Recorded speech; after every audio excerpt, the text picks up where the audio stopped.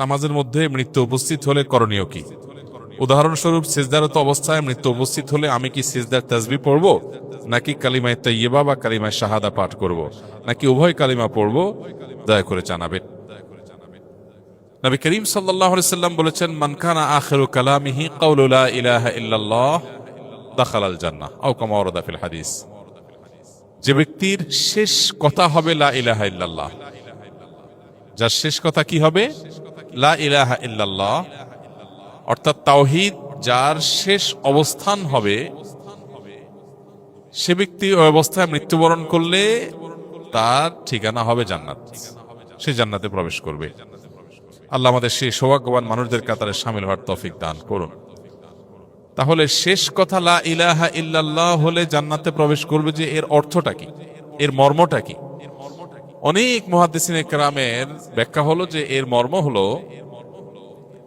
যার সর্বশেষ অবস্থান হবে ঈমান এবং তাওহীদ, অর্থাৎ তাওহীদে বিশ্বাসী আছে, এই অবস্থায় তার মৃত্যু হয়েছে। মাঝে মৃত্যু এবং তার তাওহীদের বিশ্বাস, এই দুইয়ের মাঝে কখনো শিরক, সন্দেহ, কুফর, নিফাক এগুলোর কোনোটা আসে নাই। সে তাওহীদের উপরে যে অবস্থান তার ছিল, বক্ষে তাওহীদে বিশ্বাস ছিল, মুখে তাওহীদের স্বীকৃতি ছিল, এরপর সে ওই অবস্থান থেকে 2 মাস পর, 2 বছর পর, 10 বছর পর যখনই মারা যায়, অবস্থান আগেরটাই ছিল, তাহলে সে জান্নাতে যাবে। এই হাদিসের ব্যাখ্যা অনেকে বলেছেন, অনেক মুহাদ্দিস বলেছেন এইটা। আবার এর একটা অর্থ বাহ্যিকভাবে এটাও বুঝে আসে যে মৃত্যু ঠিক আগ মুহূর্তে লা ইলাহা ইল্লাল্লাহ বলে যে মারা গেল, সে জান্নাতে প্রবেশ করলো। তো যেটাই হোক না কেন, বাহার কায়েফ মানুষ মৃত্যুর আগ মুহূর্তে লা ইলাহা ইল্লাল্লাহ মুখে উচ্চারণ করেই মৃত্যুবরণ করতে হবে জান্নাতে প্রবেশ করবার জন্য, ব্যাপারটা এরকম না, এটা শর্ত না। হ্যাঁ, সন্দেহাতীত ভাবে লা ইলাহা ইল্লাল্লাহ, কালিমাতুশ শাহাদা, কালিমাতুত তাইয়্যিবা সিজদারত অবস্থায়, রুকুরত অবস্থায়, নামাজরত অবস্থায়, তেলাওয়াতরত অবস্থায়, দোয়ারত অবস্থায়, তওয়াফরত অবস্থায়, হজরত অবস্থায়, ইবাদতরত অবস্থায় যদি কারোর মৃত্যু হয়, এটা তার হুসনে খাতেমা বা ভালো মৃত্যুর আলামত, এতে কোনো সন্দেহ নাই। কিন্তু এর মানে এই না যে তাকে ওই লা ইলাহা ইল্লাল্লাহ উচ্চারণ করতে করতেই মারা যেতে হবে, তাহলেই শুধু ভালো মাত্র আলামত বলা যাবে, ব্যাপারটা সেরকম না। একজন সুবহানাল্লাহ এই কথা বলে মারা গেলেন, ভালো মৃত্যু না খারাপ মৃত্যু? ভালো মৃত্যু। আল্লাহর পবিত্রতা জ্ঞাপন করে মারা গেলেন, এটা নেককারের মৃত্যু, এটাকে আমরা ঈমানের মৃত্যু বলতে পারি, আলহামদুলিল্লাহ।